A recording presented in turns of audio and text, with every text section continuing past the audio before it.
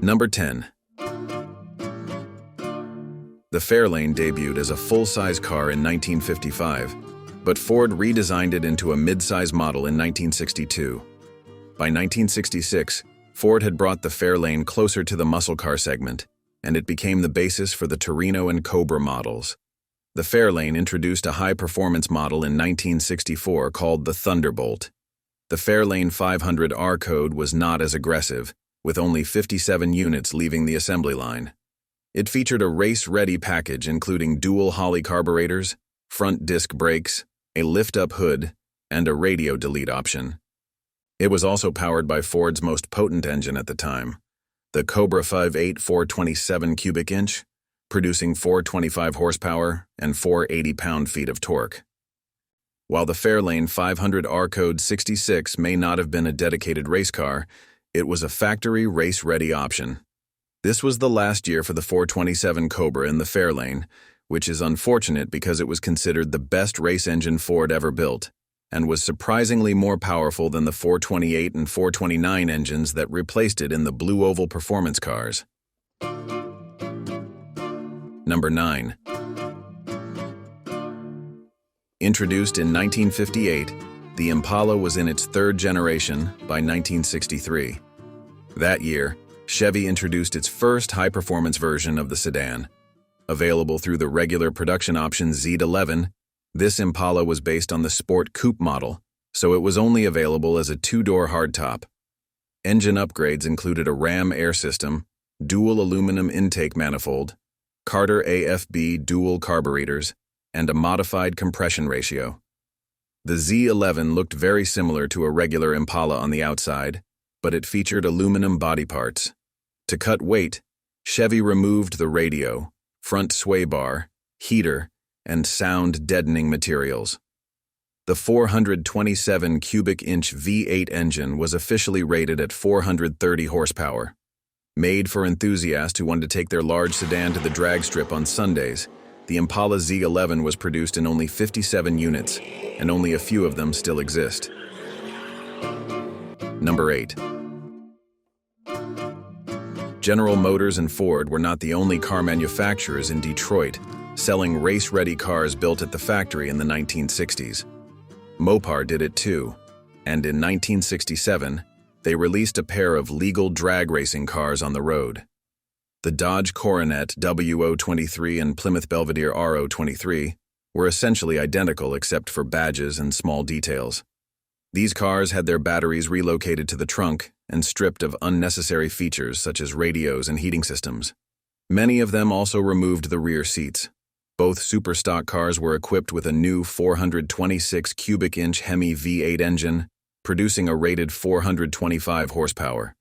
Dodge and Plymouth produced 55 units each to meet the NHRA's minimum standards to be licensed for drag racing. The 1967 Coronet W023 not only removed all unnecessary weight, but also distributed the necessary weight in strange ways. Unlike most cars that have heavier brakes in the front, the W023 had lighter front brakes and heavier rear brakes. This may sound like some sort of magic, but it kept extra weight on the rear tires, helping to add some traction during launch. Number 7. The Plymouth Barracuda was completely redesigned for the 1970 model year, and for the first time in its history, it was finally eligible to have the mighty 426 Street Hemi. The dedicated Hemi Cuda model had frightening power in the relatively small muscle car, and became the fastest Mopar of the classic muscle car era. What makes this car make the list is its convertible design. Plymouth didn't produce many convertible versions of the Cuda back then. Between 1970 and 1971, only 21 Hemi Cuda convertibles left the assembly line, only 10 per year, and they are serious contenders for the list of the rarest American muscle cars.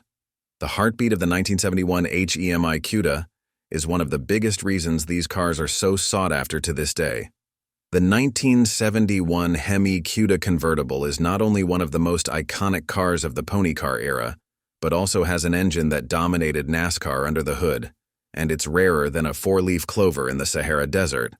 All these factors combined to make the 1971 Hemi Cuda convertibles one of the most expensive American cars ever sold at auction. Number 6. Known as the king of muscle cars, the 1970 Chevelle SS 454 LS6 was one of the most sought-after cars of its time. A limited number of only 4,475 Chevelles were equipped with the SS 454 option, with the LS6 upgrade straight from the factory. Chevy offered its high-performance LS6 in 3 versions, including Coupe, Convertible, and El Camino models.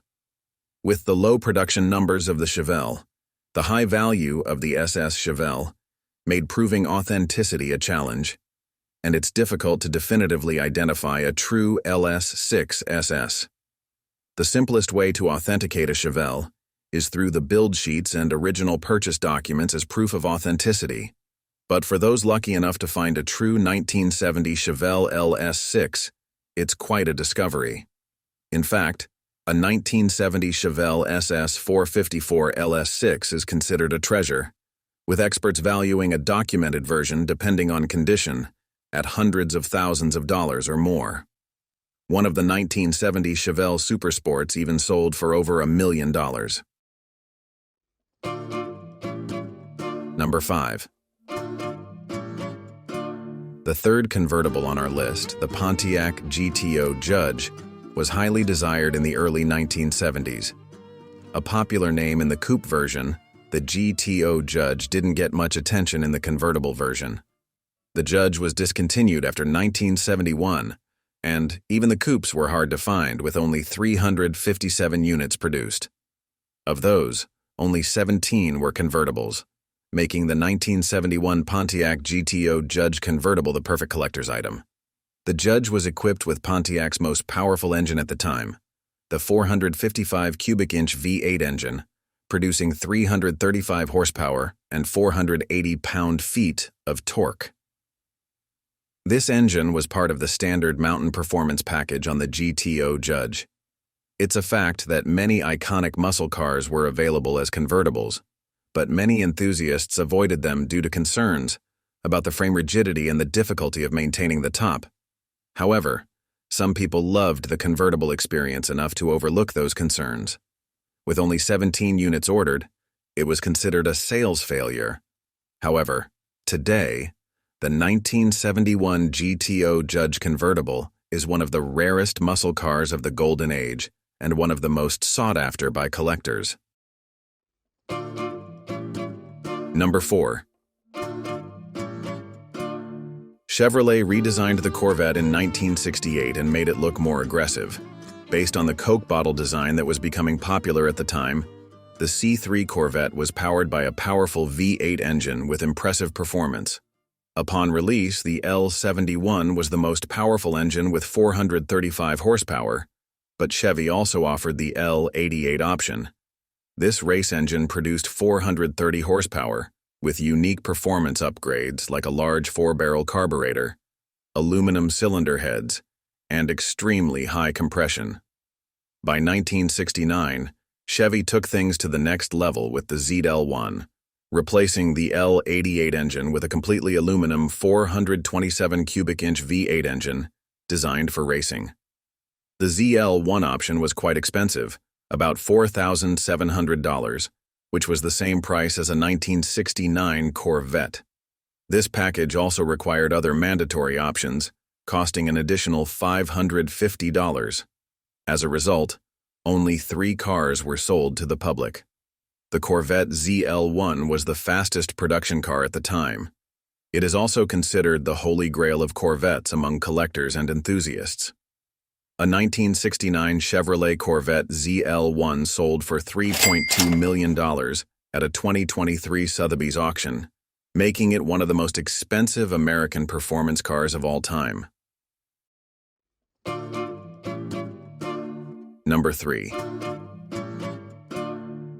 You might be surprised to see the Dodge Coronet appear again on this list, but it seems the W023 wasn't the only rare version of this nameplate.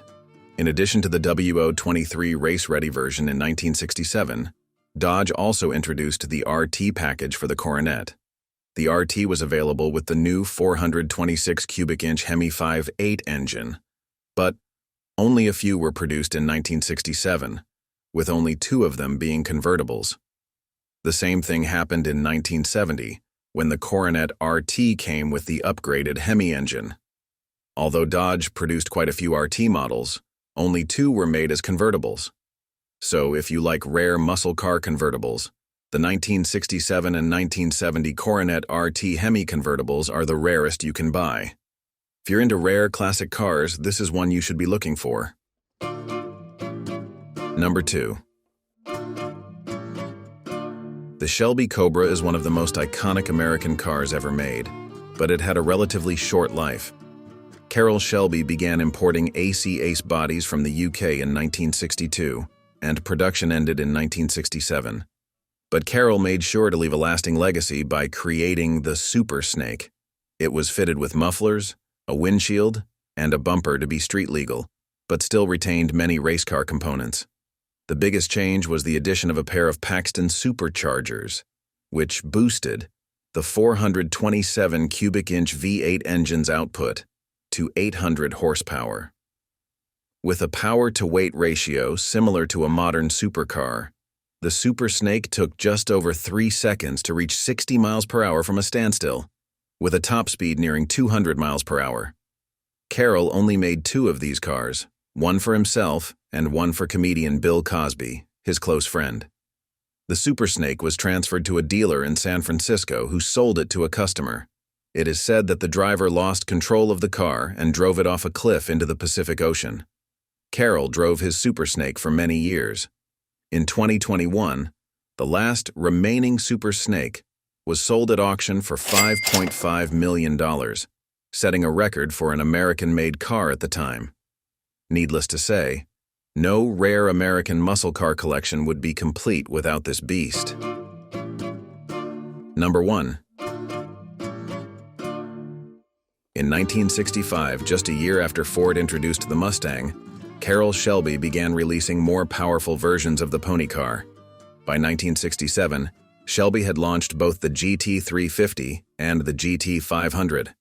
While the former was a lighter, race-prepared model, the latter featured a larger V8 engine and was more like a road-going monster. Also in 1967, Shelby built a special GT500 for Goodyear to help the company promote a new line of tires. To do this, Carroll removed the 427 cubic inch V8 engine from the Ford GT40 Mark II race car and created the Super Snake. Equipped with an upgraded transmission and rear end, the Super Snake was capable of reaching speeds of 170 miles per hour, an impressive benchmark for that era.